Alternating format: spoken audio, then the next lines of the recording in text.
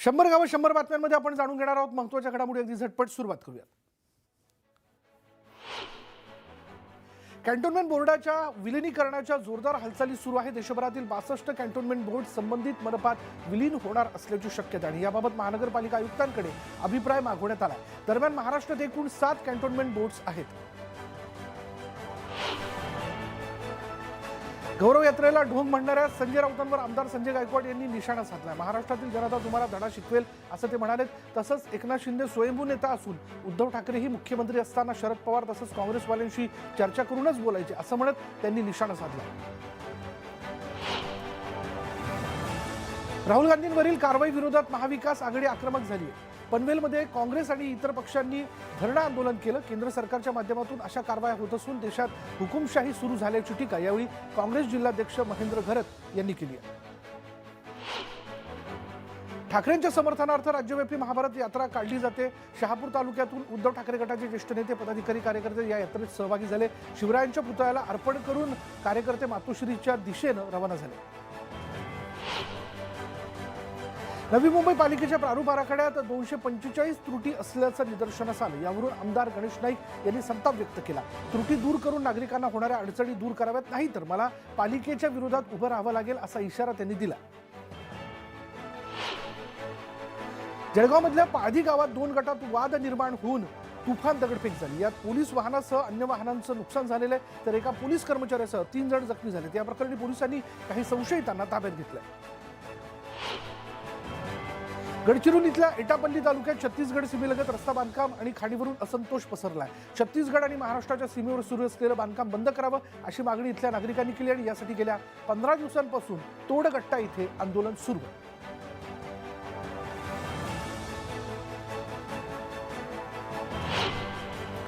पनवेलमधल्या ओळे या गावातील बहुतांश ग्रामस्थांनी गरजेपोटी बांधलेल्या घरांवर सिडकोचं पथक कारवाई करण्यासाठी आलं होतं। मात्र या कारवाईला स्थानिकांनी विरोध केला। नागरिकांच्या रोषामुळे सिडको अधिकारी आणि पोलिसांना आल्या पावली परतावं लागलं। वाशिमच्या लाखाळा परिसरातील विवेकानंद कॉलनीमधील राखीव जागेत काहींनी अतिक्रमण केलं। हे अतिक्रमण हटवावं या मागणीसाठी महिलांनी जिल्हाधिकारी कार्यालयासमोर बेमुदत उपोषण सुरू केले। दरम्यान अतिक्रमण हटवण्याबाबत नगर परिषदेने लेखी आश्वासन दिल्यानंतर हे आंदोलन मागे घेण्यात आलं। उसळ बस स्थानकात प्रवाशांना उभं राहण्यासाठी पुरेसे शेड नाहीत आणि त्यामुळे त्यांना भर उन्हातच ताटकळत उभं राहावं लागतं। पिण्याच्या पाण्याची ही सुविधा नसल्यानं हाल होत आहेत आणि या समस्यांचं निराकरण करण्याची मागणी जी ती प्रवाशांनी केली। नवी मुंबईतल्या एपीएमसी बाजारात आंबा निर्यातीला सुरुवात झाली आहे। यंदा मागील वर्षाच्या तुलनेत मार्चमध्ये अधिक पटीने आंबा दाखल झाल्याने निर्यातीला वेग आला। गेल्या वर्षी मार्चमध्ये 30 ते 40% आंबा निर्यात झाला होता। यंदा हा आकडा 60%वर गेला। राज्यातील बाजारात हरभरा आवक हळूहळू वाढताना दिसते। अमरावती बाजारात सर्वाधिक 11,427 क्विंटल हरभऱ्याची आवक झाली। हरभऱ्याला मुंबई बाजारात सर्वाधिक 6,000 रुपये इतका दर मिळाला।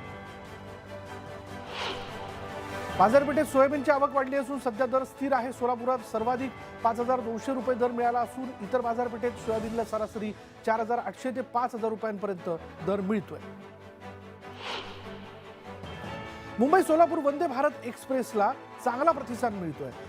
32 दिवसात मुंबईहून सोलापूरला 54,000 जणांनी प्रवास केला असून यामुळे रेल्वेच्या तिजोरीत 4.5 कोटींची भर पडली। पनवेलमध्ये महिलेवर गोळीबार झाल्याची धक्कादायक घटना घडलेली आहे। 2 जणांनी बाईकवरून येत महिलेच्या पायावर भर रस्त्यात गोळीबार केला। पनवेलच्या बंबईपाडा या भागात ही घटना घडली आहे। बांधकाम व्यावसायिक वादातून हा गोळीबार झाल्याचा प्राथमिक अंदाज आहे।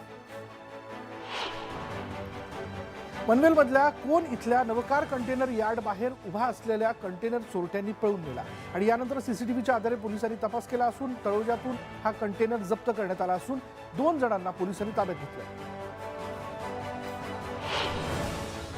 बुलढाण्यामधील इर्ला इथे एका शेतातील गोठ्याला अचानक आग लागली। यात 8 जनावर दगावली असून सुमारे 10 लाखांचं साहित्य जळून खाक झाल्याचं शेतकऱ्यांकडून सांगण्यात आलं। या प्रकरणी पंचनामा झाला असून तातडीने मदत देण्याची मागणी करण्यात आली।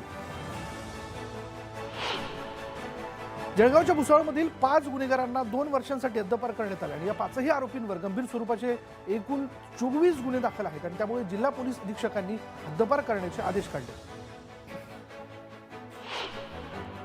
धुळे जिल्ह्यात मुंबई आग्रा हायवेवर द्राक्ष घेऊन जाणाऱ्या पिकअप जीपला अपघात झाला आणि अपघातात कोणी जखमी झाला आहे का हे पाहण्याऐवजी रस्त्यावर पडलेली द्राक्ष पळवून नेण्यासाठी परिसरातील नागरिकांनी गर्दी केली।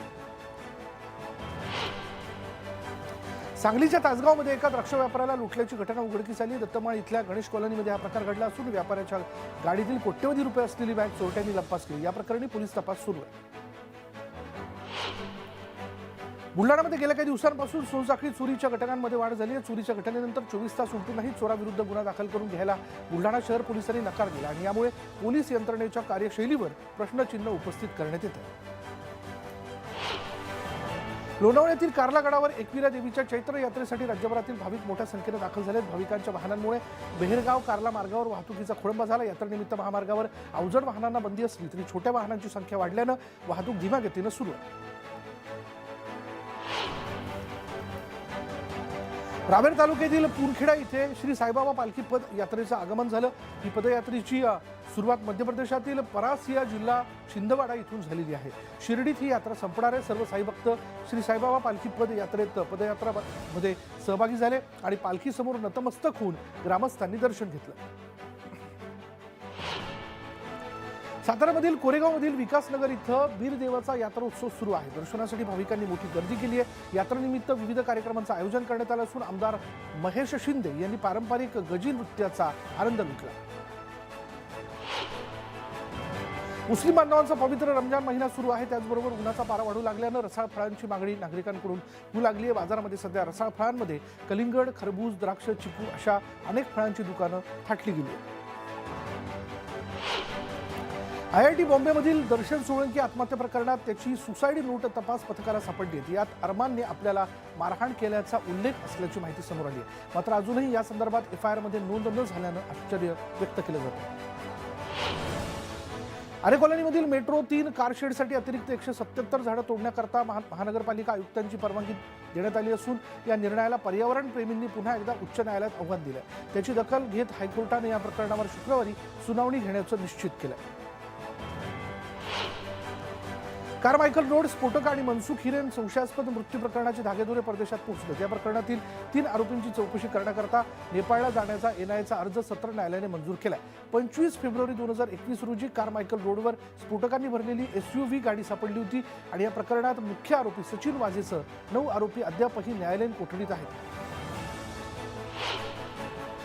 मालेगाव स्फोटातील आरोपी कर्नल पुरोहित यांना कोर्टाचा दिलासा मिळालेला नाही। खटल्यातून दोषमुक्त करण्यासंदर्भातला अर्ज हायकोर्टाने फेटाळल्यानंतर त्यांनी सुप्रीम कोर्टात धाव घेतली, पण हायकोर्टाच्या निर्णयात हस्तक्षेप करण्यास सुप्रीम कोर्टाने नकार दिला। मुंबईकरांना आता पाणी जपून वापरावं लागणार आहे। 31 मार्चपासून मुंबईत 30 दिवस पाणी कपात लागू होणार आहे। मुंबईला पाणी पुरवठा करणाऱ्या जलबोगद्याच्या दुरुस्तीच्या कामामुळे ही पाणी कपात लागू करण्यात आली असल्याचं मुंबई महापालिकेनं स्पष्ट केलं आहे। ऑक्टोबरपर्यंत पाऊस होऊनही यंदा मुंबईला पाणी पुरवठा करणाऱ्या धरणांमधील पाणीसाठा गेल्या वर्षीच्या तुलनेत खालावला आहे। मुंबईला पाणी पुरवठा करणाऱ्या 7ही तलावांमध्ये सध्या 37% पाणीसाठा शिल्लक आहे। सध्या पाणी कपातीची शक्यता नसली तरी जून आणि जुलैमध्ये पाऊस किती पडतो यावर पाणी पुरवठ्याचं नियोजन ठरणार आहे। नाशिकच्या धरणांमधील पाणीसाठा 48%वर आला आहे। गेल्या वर्षीच्या तुलनेत यंदा 6% कमी जलसाठा असून 10 धरणांमध्ये निम्म्याहून कमी जलसाठा आहे। उष्णतेमुळे बाष्पीभवनाचा वेग वाढून जलसाठा आणखी खालावण्याची भीती। आपल्या न्याय मागण्यांसाठी मंत्रालयाच्या प्रवेशद्वारावरच एकाच दिवशी तिघांनी आत्महत्येचा प्रयत्न केल्याची धक्कादायक बाब समोर आली। विशेष म्हणजे यातील एका महिलेचा मृत्यू असून अन्य एक महिला जी आहे अत्यवस्थ आहे। शीतल गादेकर आणि संगीता डावळे अशा 2 महिलांनी सोमवारी मंत्रालयासमोर विष पिऊन आत्महत्या करण्याचा प्रयत्न केला। पोलिसांनी या दोन्ही महिलांना तत्काळ JJ रुग्णालयात दाखल केलं। ठाण्यामध्ये H3N2 इन्फ्लुएन्झाच्या रुग्णसंख्येमध्ये वाढ झाली असून आतापर्यंत 3 जणांचा मृत्यू झाला। यात कोरोनाचा नवा सब व्हेरियंट XBBचे 9 रुग्ण आढळल्यानं प्रशासनाची चिंता वाढली आहे। मुंबईमध्ये H3N2च्या रुग्णसंख्येत दिवसेंदिवस वाढ होते। मुंबईतील कुलाबा, ग्रँड रोड, परळ आणि प्रभादेवी भागांमध्ये सर्वाधिक रुग्ण आढळलेत। मुंबईमध्ये सध्या H3N2 इन्फ्लुएन्झाचे 14 रुग्ण दाखल झाले।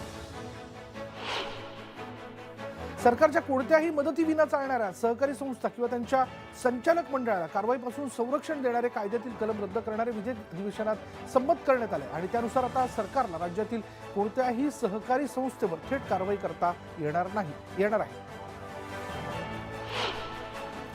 मध्य रेल्वेवरील तिकीटधारक प्रवाशांना उत्तम सेवा देण्यासाठी विना तिकीट प्रवाशांवर कारवाईचा बडगा मध्य रेल्वे प्रशासनाने उगारलाय. मध्य रेल्वेने आर्थिक वर्षात 46,32,000 विना तिकीट प्रकरणांमधून 300 कोटींची दंडवसुली केली. पश्चिम रेल्वे मार्गावरील वांद्रे स्थानकाच्या जीर्णोद्धाराचं काम अंतिम टप्प्यात पोहोचलेलं आहे आणि त्यामुळे वांद्रे स्थानकाला झळाळी मिळाली असून ते प्रवाशांच्या आकर्षणाचा केंद्रबिंदू ठरतंय. विशेषतः रात्री विद्युत रोषणाईमुळे स्थानक अधिकच नेत्रदीपक ठरू लागलं. पुणे नाशिक हरित महामार्गासाठी MSRTC कडून सल्लागार कंपनीची नियुक्ती करण्यात आली.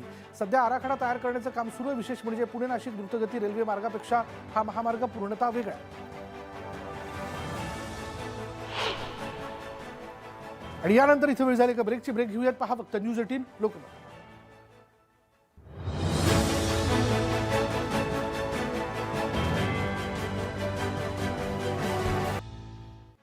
आणि ब्रेक नंतर पुन्हा एकदा आपल्या सगळ्यांचं 100 गाव 100 बातम्यांमध्ये स्वागत. जाणून घेऊयात इतरही घडामोडी. अगदी झटपट सुरुवात करूया. पुणे जिल्ह्याचा 1,47,000 कोटी रुपयांचा वार्षिक पत आराखडा जाहीर करण्यात आला. गेल्या वर्षापेक्षा यंदाच्या वार्षिक पत आराखड्यामध्ये 26% वाढ करण्यात आली. पीक कृषी मुदत कर्ज कृषी क्षेत्रासाठी 9,750 कोटींची तर सूक्ष्म लघु मध्यम उद्योगांसाठी 29,699 कोटींची तरतूद करण्यात आली आहे. महाराष्ट्र राज्य मानवाधिकार आयोगातील सुमारे 50% पदं रिक्त असल्यानं उपलब्ध आकडेवारीतून उघडकीस आलेलं आहे. एकूण 54 पदांपैकी 28% पदं रिक्त आहेत. त्यामुळे मोठ्या संख्येनं मानवी हक्क उल्लंघन प्रकरणं प्रलंबित आहेत.